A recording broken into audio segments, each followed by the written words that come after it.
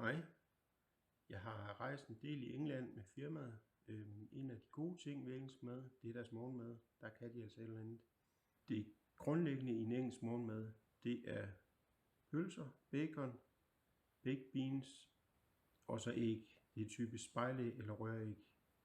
Hvis det så skal være en rigtig fuld engelsk, så skal det også være med kartoffelrost i og nogle stegte tomater og champignon eller svampe. En del steder er der buffet, hvor man selv tager tingene, og andre steder bliver det serveret på en tallerken, hvor de først kommer og spørger, hvad man vil have. Det kan så også gå hen og blive lidt fancy med små ærteskud som pynt. Jeg har også prøvet selv at variere lidt, som her, jeg tror det hed æg benedict, pocheret æg og hollandaise sovs, var det vist. Til fuld engelsk, der kan man også få blødpølse eller black pudding. Der må jeg sige, jeg har prøvet det, det er ikke lige mig. Kommer man længere nordpå til Skotland, så er der også haggis med, og det var det samme der. Har prøvet det, det var ikke lige mig.